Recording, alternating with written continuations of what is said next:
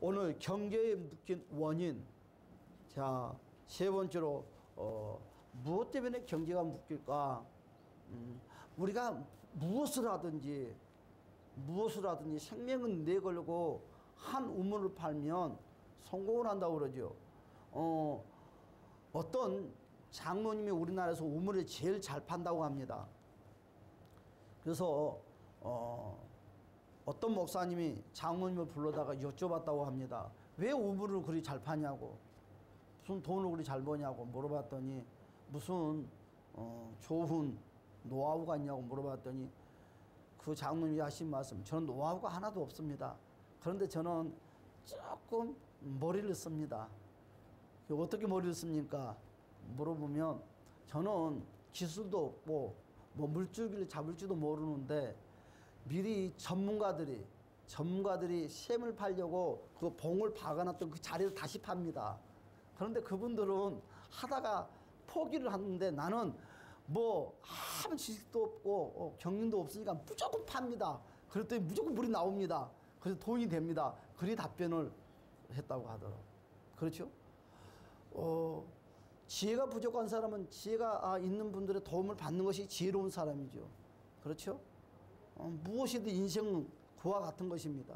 그러면 오늘 경계가 묶인 원인, 바로 두 마음을 품지 말라는 거죠. 오늘 그 장로님이 우리나라에서 우물을 제일 잘 판 부인으로 소문이 났습니다.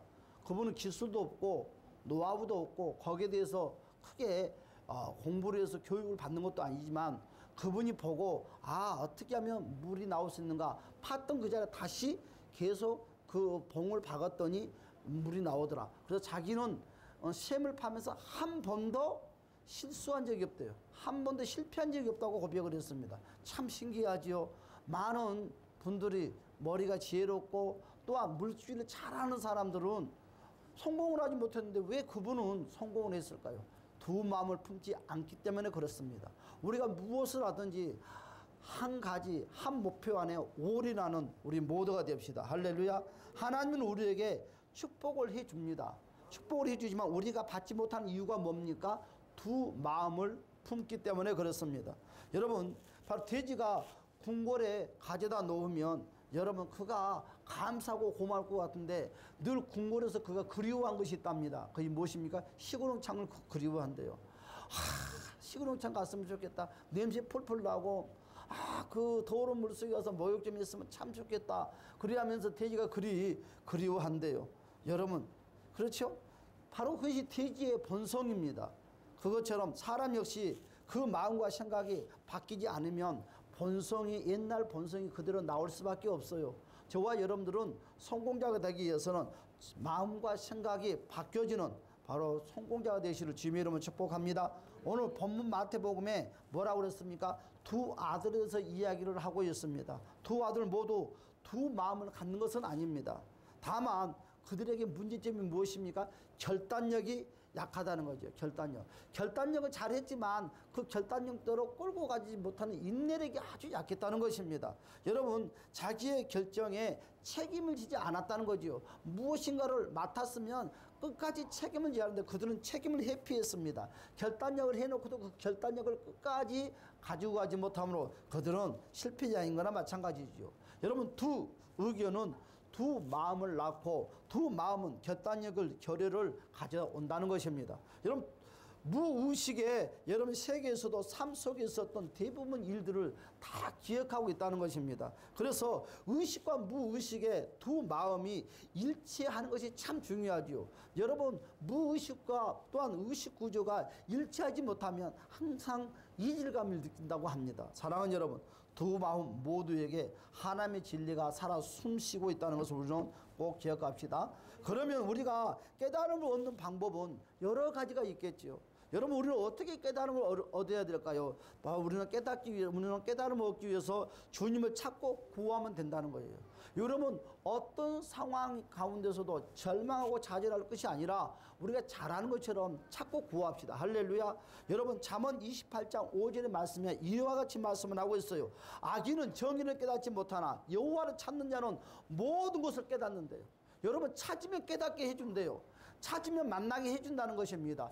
찾으면 원하는 것을 소유할 수 있게끔 우리 주님께서 허락한다는 것입니다. 두 번째로 우리가 깨달음을 얻는 방법이 무엇입니까? 악을 피하라는 거죠. 악을 피해야지 악과 짝을 하는 상태에서는 절대로 우리가 원하는 것을 소유할 수가 없다는 것입니다. 다니엘서 12장 10절의 말씀 보니까 많은 사람이 연단을 받아 스스로 해결하게 되며 그랬습니다. 그러면서 악한 사람은 악을 행하려니 악한 자는 아무것도 깨닫지 못한다고 했습니다. 여러분, 악한 자는 깨달음이 막혀버려요. 그렇기 때문에 우리가 깨닫고 살기 위해서는 어떻게 해야 된다고요? 악을 멀리 해야지만이 하나님의 지혜를 공급받고 눈이 열리고 귀가 열려서 저와 여러분들의 꿈들이 이루어진다는 것입니다. 세 번째로 우리가 깨달음을 얻는 방법이 무엇입니까? 바로 믿음으로 행해야 된다는 거죠. 우리는 나도 모르게 내 생각이 주인이 돼버리고 내 지식이 주인이 돼버리고 내 경험이 주인이 돼버릴 때가 너무너무 많아요. 그래서 그대로 살다 보면 잘 될 것 같지만 꼭 어려움을 만납니다. 그래서 우리 주님께서 우리에게 말씀하시기를 너희가 성공자가 되기 위해서 너희가 경기가 풀어지게 하기 위해서는 우리에게 뭐라고 그랬습니까? 믿음대로 행해라. 어떤 저와 여러분 삶 가운데 문제가 놓여 있어도 꼭 믿음을 붙잡기를 주님의 이름으로 간절히 축복합니다.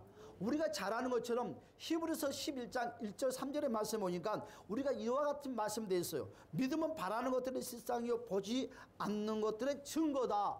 그런데 우리는 여기까지는 잘 하는데 그 다음 구절을 보니까 엄청난 것이 있어요. 이와 같이 소개를 하고 있습니다. 선진들이 어떻게 해요? 1절처럼 행했더니 이로써 증거를 얻었대요. 무슨 말이냐? 많은 믿음의 사람들이 히브리서 11장 1절의 말씀을 붙잡고 그 말씀대로 그대로 살았더니 축복의 문이 열리더라. 할렐루야.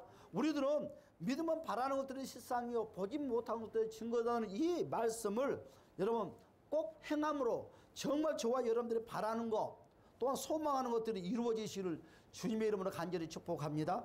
여러분 네 번째는 이와 같이 말씀을 하고 있어요. 우리가 바로 깨달음을 얻는 방법은 어떻게 해야 됩니까?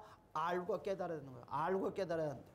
여러분 로마서 17장 17절에 말씀하시기를 믿음은 들으면서 나고 여러분 들으면 그리스도의 말씀으로 말미암는다고 했어요.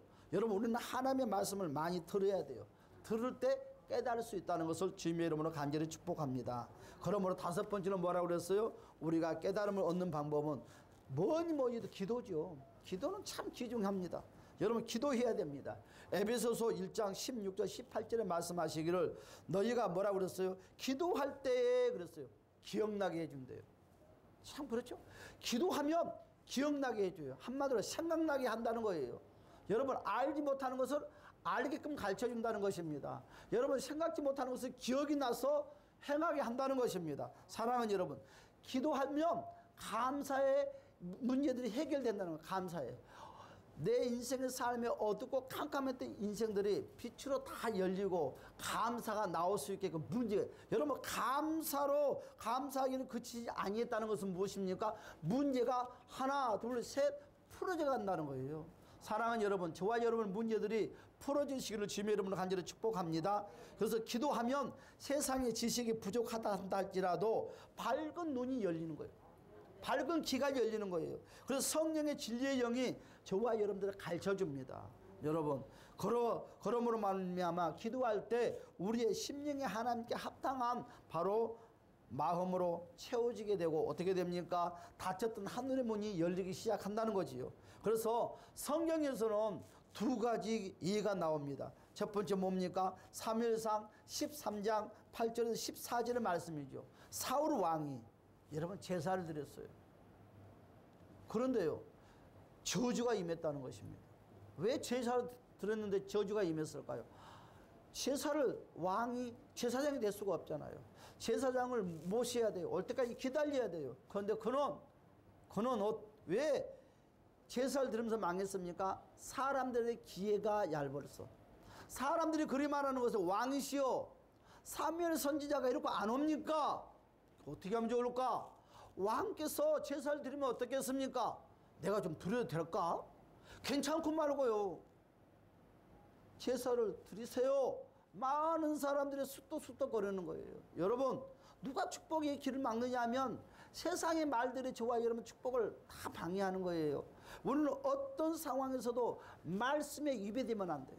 좀 힘이 들고 버겁다 한다 할지라도 오직 정도의 말씀 가운데 서 있으면 하나님은 열어줍니다. 해결해 줍니다. 그런데요, 사울왕은 신하들의 말을 듣고 제사를 드리므로 말미암아 여러분 어떻게 되었습니까? 그 인생이 파란만장하게 여러분 고달픈 어려움을 만났어요.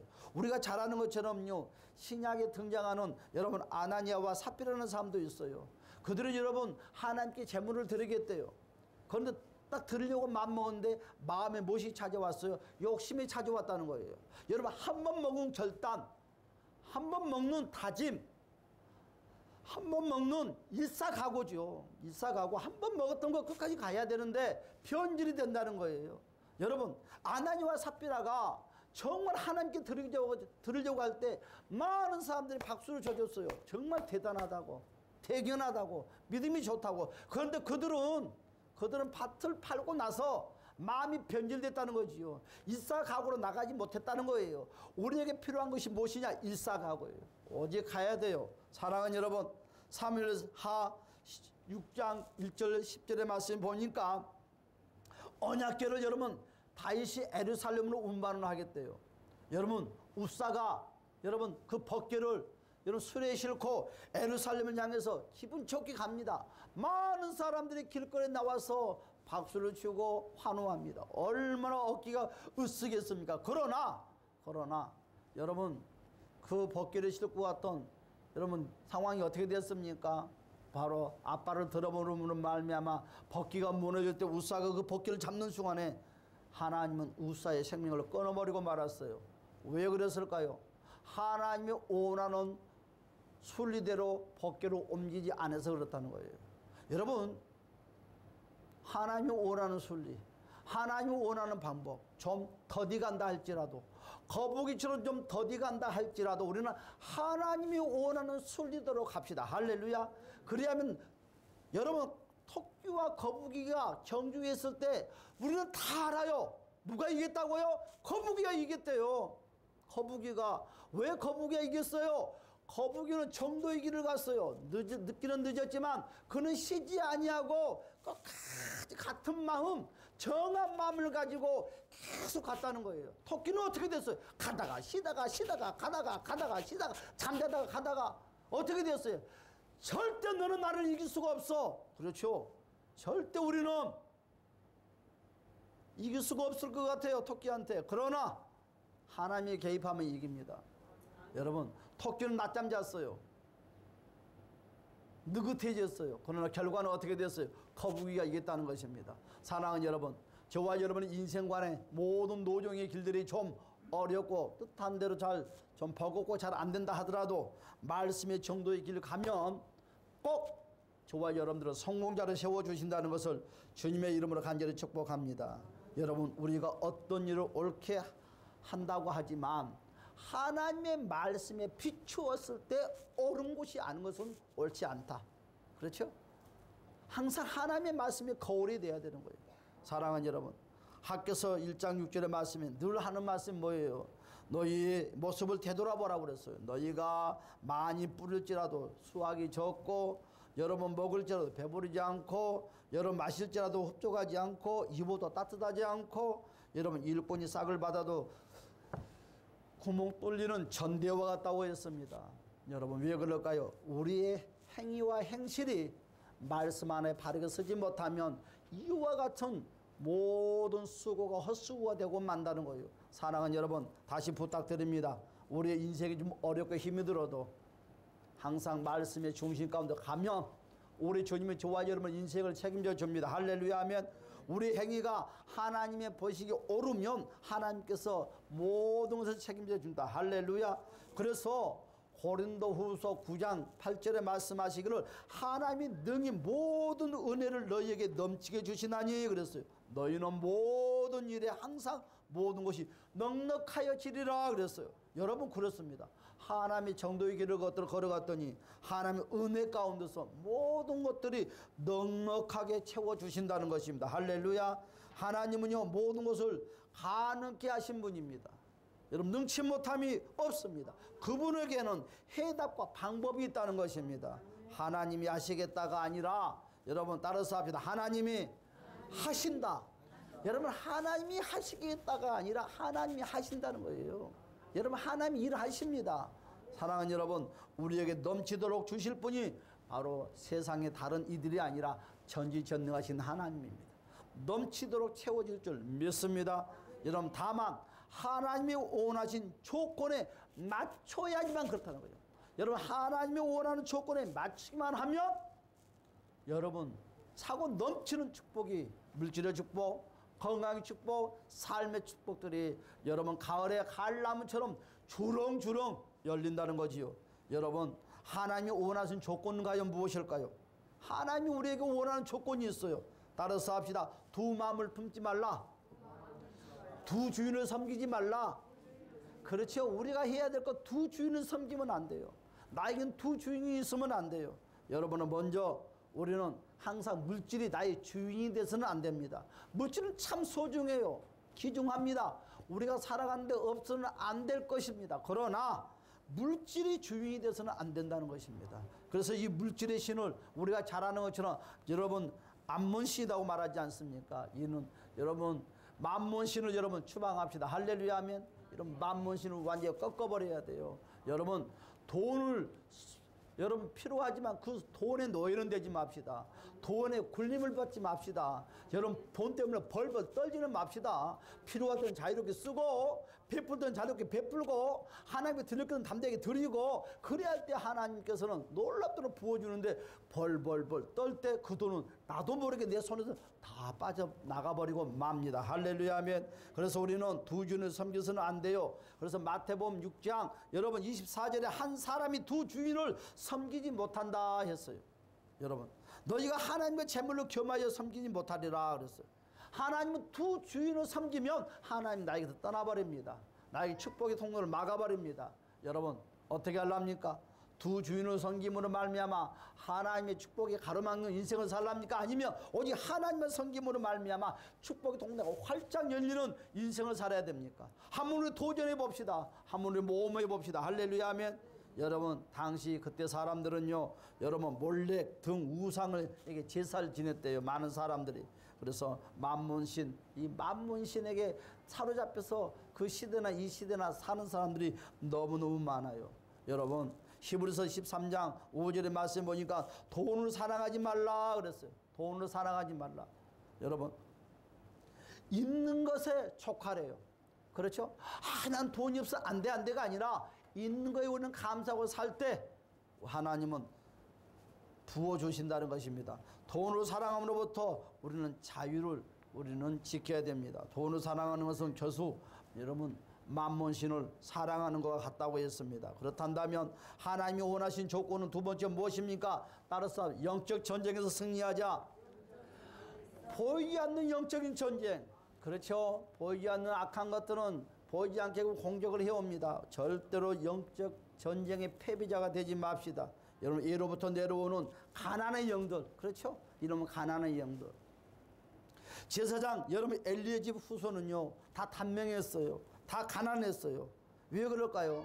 여러분 잘못 하나님을 섬기고 있으니까. 우리 신약에 나오는 여러분 바디메오라는 사람은 어떤 사람입니까?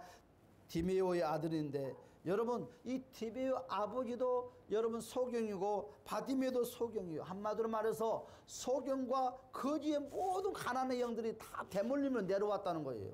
그래서 우리는 왜 그럴까가 아니라 우리는 날마다 예수 이름을 선포해야 돼요. 따라서 합시다. 가난의 영아 떠나가라. 사랑하는 여러분 선포합시다. 선포합시다. 선포하면 물러가요. 한 번에서 안 되면 두 번, 두 번에서 안 되면 10번. 그래서 선포해서 가난의 영을 물리치시기를 주님의 이름으로 간절히 축복합니다. 여러분 세 번째로 하나님이 원하는 조건이 뭘까요? 여러분 주일과 11조에 여러분 생명을 걸어야 됩니다. 여러분 분명한 결단이 필요해요. 여러분 11조를 하지 못하는 것은 여러분 만몬신에 잡히는 거나 마찬가지예요. 여러분 만몬신에 절대 노예가 되지 맙시다. 여러분 우리는 내 생각을 완전히 십자가에 못 박힙시다. 할렐루야 하면. 그래서 하나님이 원하는 것은 돈에 대한 생각을 바로 인식하고 바꿔야 된다는 것입니다. 그래서 우리는 따라서 주여 나에게 부유한 축복을 주소서. 우리는 부유에 대한 생각을 가져야 돼요.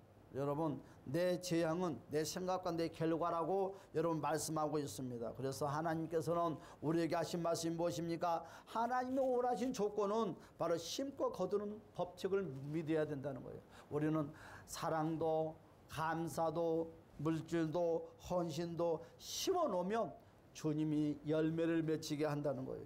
여러분, 하나님의 왕국은요 심고 거두는 법칙입니다. 절대 여러분, 우주 만물은 무에서 유로 창조했지만 축복은 절대로 무에서 유의 축복이 없어요. 축복만큼은 어떻게 된다? 유에서 유의 축복이라는 거예요. 심어놓은 데서 여러분 축복이 열매가 맺힌다는 거예요. 그래서 우리는 어떤 상황에서도 여러분 심는 여러분 사랑도 겸손도 믿음도 헌신도 물질도 심음으로 여러분 많은 것을 거둬들이는 우리 모두가 되었으면 합니다. 할렐루야 하면 심는 것이 없다면 어떻게 될까요? 당연히 거둘 것도 없다는 거죠. 사랑하는 여러분, 심어야 할 때 기회를 놓치면 안 됩니다. 농부가 봄에 여러분 농사를 지어야 될 것을 놓쳐버린다 하면 어떻게 될까요? 그 농부는 한 해의 농사를 다 망치고 말아야 돼. 여러분, 우리는 그것처럼 심어야 할 때 잘 심어서 복받는 우리 모두가 되시기를 주님의 이름으로 간절히 축복합니다. 이런 말씀을 결론 맺겠습니다. 그러면 우리가 다시 마지막으로 하나님이 원하는 조건이 무엇이냐? 늘 기도하라는 거예요. 제가 기도하면 어떻게 된다고요? 기억나게 한다고 그랬어요. 기도하면 어떻게 된다고요? 가르쳐준다고 그랬어요. 여러분, 믿음 안에서 기도합시다. 믿음 안에서 구합시다. 믿음 안에서 하나님께 위해치시기를 주님의 이름으로 간절히 축복합니다.